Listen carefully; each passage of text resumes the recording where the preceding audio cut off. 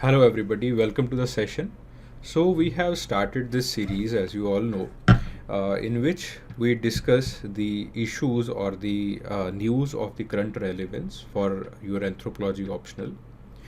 और इसी सीरीज़ के अंदर हम आगे बढ़ते हैं और कुछ जो पुरानी न्यूज़ हैं उनको हम डिस्कस करेंगे।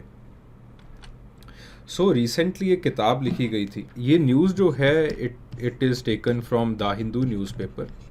ठीक है, तो रिसेंटली एक जो है वो किताब लिखी गई थी, द हिडन डेप्थ्स।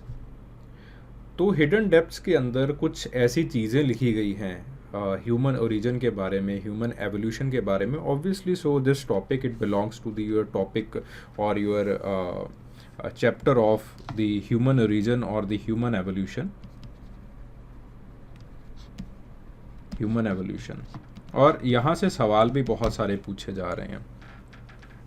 ठीक है, तो अगर पूरी एक किताब, एक पूरी पुस्तक लिखी जाती है और जो मेन स्ट्रीम मीडिया है, जो नेशनल मीडिया है, उसको कवर करता है, तो ये आपके लिए बहुत इम्पॉर्टेंट हो जाता है कि उसके अंदर क्या लिखा गया है। एटलीस्ट उस किताब की जो समरी है, उस किताब के अंदर जो तथ्य लिखे गए हैं, उसको आप एटलीस्ट अपने टिप्स के ऊपर रखिए। ठीक है, जो मेजर पॉइंट्स हैं। और इस वीडियो के अंदर भी मैं उसी द हिडन डेप्थ्स के जो मेजर पॉइंट्स हैं, उस किताब के जो मेजर पॉइंट्स हैं, उन पॉइंट्स के बारे में जो है वो बात करने वाला हूँ। तो पहला पॉइंट है वो ये है कि आपके पास अब तक मतलब 2018-19 की रिसर्च के बाद we have about 21 human species that have came to our knowledge. ठीक है, तो कम से कम हमें, अब पहले क्या होता था, पहले जो पुरानी क्लासिकल डिस्कवरीज हैं, हमने एक बहुत लीनियर प्रोग्रेशन का एक जो सीक्वेंस है वो बना रखा था कि अगर कंटेम्प्रेरी कोई स्पीसीज़ होंगी भी तो मैक्सिमम जो है वो एक आध होमो इरेक्टस की कोई इवॉल्व्ड स्पीसीज़ होगी जो कंटेम्प्रेरी होगी, एक नियांदरथाल होगी, अगर होगा तो थोड़ा बहुत हाइडलबर्जेंसिस होगा। तो ये हम ऐसे सोच रहे थे कि मैक्सिमम 3 या 4 जो है वो होमो स्पीसीज़ एक टाइम के ऊपर, that is about 45,000 to 40,000 years ago, ये जो है वो मंडरा रहे होंगे। बट अभी हमें पता चला है कि अगर हम पिछले 1 लाख साल से लेके 50,000 साल तक देखें, जो जहाँ पे ह्यूमन एवोल्यूशन, जो ह्यूमंस जो हैं वो अफ्रीका छोड़ के यूरोप में आए हैं, तो देर वर अबाउट 21 नोन स्पीसीज।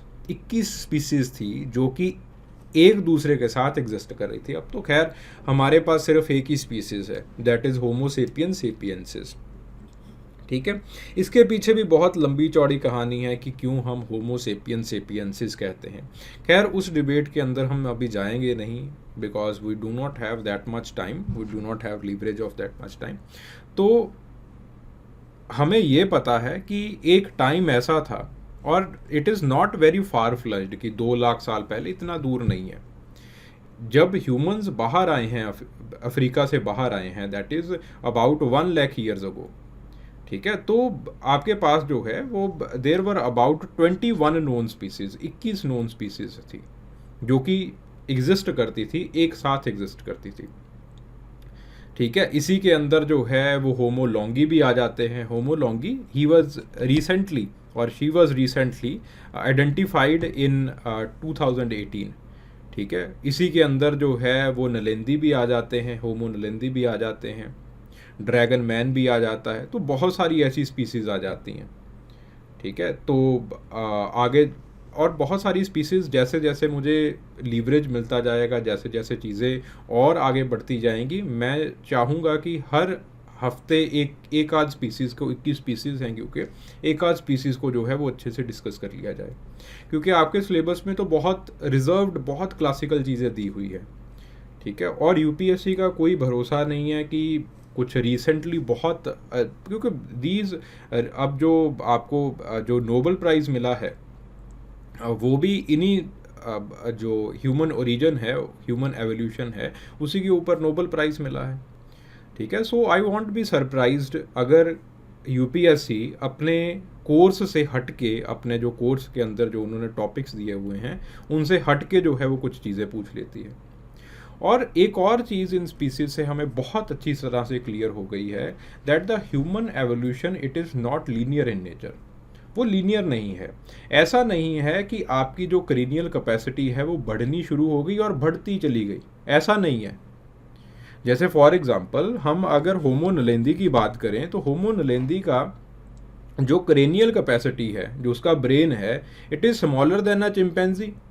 वो चिंपैंजी से भी छोटा है, लेकिन उसका जो बाकी फेशियल फीचर्स हैं वो होमो के साथ मिलते जुलते हैं, बाइपेडल है, तो हमने जो है उसको होमो के अंदर रखा।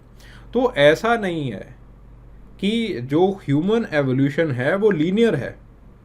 ह्यूमन एवोल्यूशन के ऊपर नेचर का बहुत बड़ा प्रभाव पड़ा हुआ है, बहुत बड़ा प्रभाव पड़ता है नेचर का।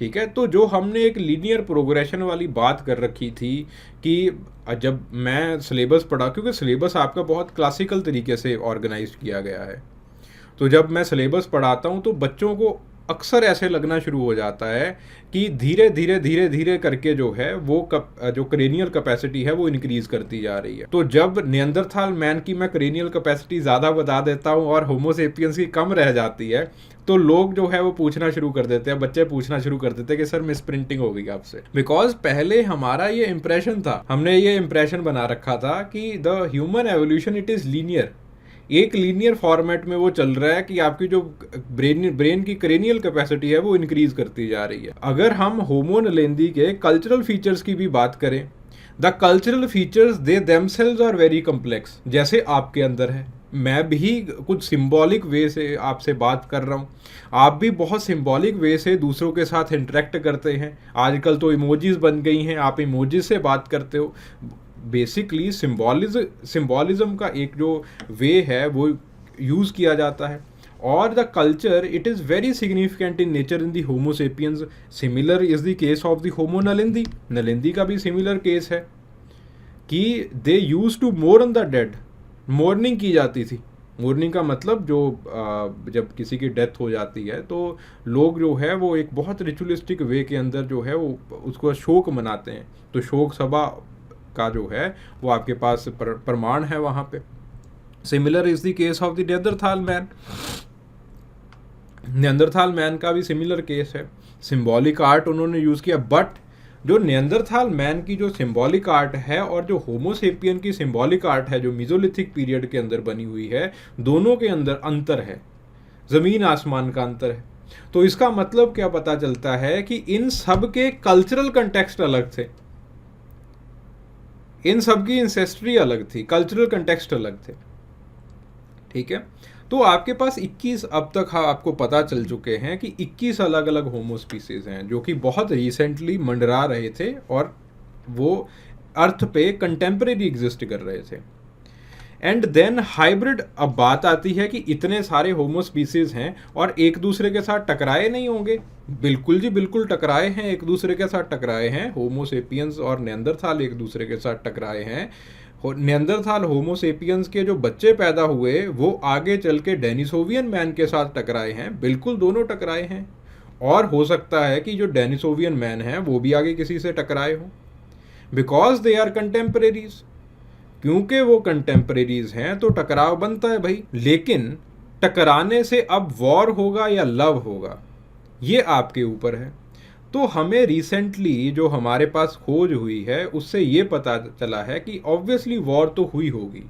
लड़ाइयाँ झगड़े कहाँ पे नहीं होते, वॉर कहाँ पे नहीं होती, वॉर हुई होगी। But we also produced hybrids, हमने हाइब्रिड्स प्रोड्यूस किए हैं। For example yourself have about, अगर आप अफ्रीका के अंदर नहीं रह रहे हो, अगर आपकी अफ्रीकन एंसेस्ट्री नहीं है, you have about 1 to 2% of the Neanderthal DNA. अगर आप मेलिनेशिया के अंदर रह रहे हो तो आपके पास दोनों का डीएनए होगा। आप दोनों का मतलब डेनिसोवियन मैन का भी डीएनए होगा और आपके पास जो है नियंदरथाल मैन का भी डीएनए होगा। बल्कि नियंदरथाल मैन का डीएनए आपके अंदर ज़्यादा होगा if you are living in Melanesia, Micronesia, Papua New Guinea, इनके अंदर आप रह रहे हो तो डीएनए के आपके पास जो है वो ज़्यादा होंगे। सो इसका मतलब क्या है, दैट जो एक्सटेंसिव फोकस कर रहे थे पहले एंथ्रोपोलॉजिस्ट वॉर के ऊपर कि जब लोग एक दूसरे के साथ टकराए तो वॉर हुई।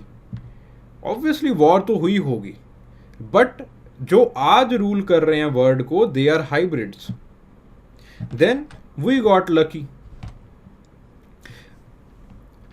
आप obviously there would have been some competition, किसी तरह का आपका कंपटीशन हुआ होगा उन स्पीसीज के साथ, और आज वो स्पीसीज नहीं है आपके पास। तो इसका मतलब ये नहीं है दैट यू हैव कि आप सबसे ज़्यादा स्ट्रांग थे। इसका मतलब ये नहीं है कि आप सबसे ज़्यादा स्ट्रांग थे। इसका मतलब ये है कि वो आपसे वीक थे। अब वीकनेस का कारण क्या है? यहाँ पे फिजिकल स्ट्रेंथ की बात नहीं आ रही है, यहाँ पे बात है जीन पूल की।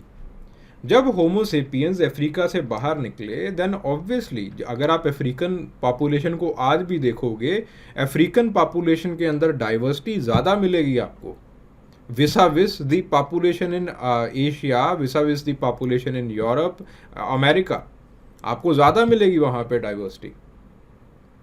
जेनेटिक डाइवर्सिटी की बात है। तो ऑब्वियसली वहाँ पे भी आपने मीटिंग की। जब आपने वहाँ पे मीटिंग की और वहाँ पे भी आपने हाइब्रिड्स प्रोड्यूस किए होंगे और हाइब्रिड्स आगे बाहर निकले, तो ऑब्वियसली जो हाइब्रिड्स थे they had much the adaptation, they have much more adaptation potential. उनके पास ज़्यादा अडेप्टेबिलिटी, ज़्यादा अडेप्टेशन पोटेंशियल हुआ होगा विसाविस द इनब्रीडिंग पॉपुलेशंस। ठीक है, तो इनब्रीडिंग पॉपुलेशन लाइक नियंदरथाल, क्योंकि ये छोटी पॉपुलेशन थी, नियंदरथाल मैन जो थे वो आपके पास ज़्यादा स्टॉकी थे, ज़्यादा उनके पास जो है वो स्ट्रेंथ ज़्यादा थी। तो जेनेटिक ड्रिफ्ट की वजह से, फाउंडर इफेक्ट की वजह से उनके अंदर जो फिजिकल फीचर थे उनके इंसेस्टर वाले थे, वो अच्छे से इवॉल्व नहीं कर पाए, अडेप्टेबिलिटी वो दिखा नहीं पाए। Similar is the case of the Denisovan man, similar is the case of the Florence man. इनके जो करेक्टरिस्टिक्स हैं वो बिल्कुल इनके पूर्वजों वाले रह गए। क्यों? क्योंकि इनब्रीडिंग हुई, आइसोलेटेड पॉपुलेशंस थी। ह्यूमन बीइंग्स का ये केस नहीं था। We got lucky because we originated in Africa. वहाँ पे और बहुत सारी पॉपुलेशंस थी जिनके साथ हमने मीटिंग की, अपना प्रॉपर जीन पूल बना लिया। ठीक है, देन उसके बाद our fate it is intertwined with nature. हमारी जो फेट है वो नेचर के साथ इंटरवाइंड है। यहाँ पे एक जो ऑथर हैं वो एडम्स इवेंट की बात करते हैं। एडम्स इवेंट माना जाता है it occurred about 42,000 years ago. और इस एडम्स इवेंट के अंदर हुआ क्या कि अर्थ का जो मैग्नेटिक फील्ड है वो रिवर्स हो गया। There was temporary break down in the earth's magnetic field. इसकी वजह से there were certain climatic changes जो आ गए। अब एक पॉपुलेशन है जिसके पास ज़्यादा अडेप्टेबिलिटी पोटेंशियल है, ऑब्वियसली वो अडेप्ट कर जाएगी। जिन पॉपुलेशंस के पास कम अडेप्टेबिलिटी पोटेंशियल होगा वो अडेप्ट नहीं कर पाएंगी। ठीक है, तो ऑब्वियसली जो आपके पास इकोलॉजी है, इकोलॉजिकल कंडीशंस हैं जो उत्पन्न होती रही हैं, उन्होंने आपको मोल्ड किया है। जो मोल्ड नहीं कर पाए वो बेचारे जो है वो एक्सटिंक्ट हो गए। तभी इसीलिए मैंने पिछली स्लाइड के अंदर कहा था कि ऐसा नहीं है कि बहुत ज़्यादा स्ट्रांग हो आप, ऐसा है कि बाकी आपसे वीक थे। ठीक है, then the kindness is an evolutionary advantage. अब देखो, आप ठहरे बहुत ही पतले दुबले इंसान और कोई नियंदरथाल है, नियंदरथाल तो जो है वो बहुत क्या कहते हैं, अब जो है स्टॉकी है, बहुत तगड़ा है। तो ऑब्वियसली अब नियंदरथाल मैन के अंदर भी अगर आप देखें तो नियंदरथाल मैन के अंदर कोई जो स्टोन टेक्नोलॉजी थी वो जो है वो जानवर के पास जाके जो है वो मारा करता था। और उस टाइम के ऊपर तो जानवर भी बहुत बड़े बड़े हुआ करते थे, क्यों? बिकॉज नियंदरथाल मैन जो है वो कोल्ड क्लाइमेट के अंदर था। ठीक है, कूल क्लाइमेट के, कोल्ड तो नहीं कह सकते, कूल क्लाइमेट के अंदर था। वहाँ पे बहुत बड़े बड़े जानवर थे, वूली बेमथ वगैरह, इतने बड़े बड़े जानवर हैं, आपने मारना है। लेकिन आपके पास जो है वो ये वाली जो है वो एरियल टेक्नोलॉजी नहीं है कि आप दूर से किसी को मार सकोगे, दूर से भाला मार दिया किसी को, आपने पास में जाके मारना है। जो उस टाइम के ऊपर टेक्नोलॉजी थी, जो जो टूल टेक्नोलॉजी उनके पास थी, तो वो पास में जाके मारा करते थे। अब पास में जाके मारोगे तो जानवर जो है वो आपको वापस से अटैक करेगा। अब लेट से जानवर ने आपको वापस से अटैक कर दिया, ठीक है जी, तो आप घायल हो गए, हर्ट हो गए, तो एक काइंडनेस जो है वो डेवलप हुई। नेंदरथाल मैन के अंदर भी देखने को मिलता है, ये इंसानों के अंदर भी देखने को मिलता है कि जो हंटिंग गैदरिंग के जब आपने करनी स्टार्ट की, इतने बड़े बड़े जानवरों को हंट करना स्टार्ट किया, इकट्ठा रहना आपने स्टार्ट किया, काइंडनेस बाउंड यू टुगेदर। एक दया भाव जो है वो आपके अंदर मिला, ठीक है। ये एक सवाल जो है वो रूथ बेनेडिक्ट से भी पूछा गया था कि अगर आप इंसानों को डिफ़ाइन करो, इंसानियत का ओरिजिन कहाँ से हुआ उसको आप डिफ़ाइन करो, तो आप कैसे डिफ़ाइन करोगे। तो रूथ बेनेडिक्ट भी नियंदरथाल मैन का एग्जाम्पल ही देती हैं। वो कहती हैं कि हमें नियंदरथाल मैन के पास ना जो फीमर बोन है, वो एक फीमर बोन के अंदर जो अवशेष मिला है, हमें ऐसा मिला है कि फीमर बोन उसकी पहले टूटी हुई थी, फिर फीमर बोन हील हो गई। अब फीमर बोन की खासियत ये है कि वो खुद ब खुद हील नहीं हो सकती। लेट से आपकी उंगली टूट गई, आपने जो है वो कुछ पट्टी वगैरह कुछ करके कुछ बांध लिया इसके ऊपर, उंगली जुड़ जाएगी। लेकिन फीमर बोन का ये केस नहीं है। फीमर बोन को अगर आपने हील करना है, पेल्विक बोन को अगर आपने हील करना है, तो आपको प्रॉपर रेस्ट चाहिए। लेट से आपको 10 दिन की रेस्ट चाहिए या फिर महीने की रेस्ट चाहिए। अगर आपको महीने की रेस्ट चाहिए तो महीने खाओगे क्या, बेड रेस्ट पे कैसे पड़े? इसका मतलब क्या है कि आपको खिलाने वाला कोई और व्यक्ति है।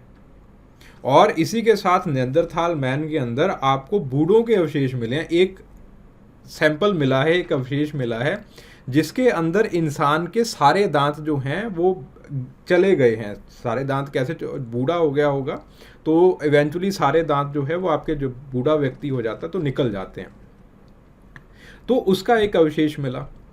अब ऐसा बूढ़ा व्यक्ति जो कि आपके पास मीट नहीं खा सकता, हंट नहीं कर सकता, वो भी जिंदा है। तो इसका मतलब ये बूढ़ों को उन्होंने बूढ़ों की सेवा जो है वो की होगी, उसको लिक्विड डाइट के ऊपर रखा होगा। सो काइंडनेस इवॉल्व्ड इन यू। आपके पास एक जो एक दया भाव है वो डेवलप हो चुका था, ठीक है। और सेपियंस के ऑथर जो है वो हरीरी कहते हैं, वो कहते हैं that about 80,000 to 70,000 year ago आपके पास ये जो एक कॉग्निटिव रेवोल्यूशन जो है वो हुआ, एक दया भाव जो डेवलप हुआ। खैर बहुत सारे ऑथर्स का मानना है कि दो तीन लाख साल पहले भी ऐसा ही था, बट अभी आपके पास अच्छे जो है वो जो सैम्पल्स हैं वो मिले हैं, अच्छे फॉसिल्स हैं वो मिले हैं। Then we are sensitive species. अब जो एक सोशल सफ़ियर है हमारा, वो बहुत इम्पॉर्टेंट हो चुका है।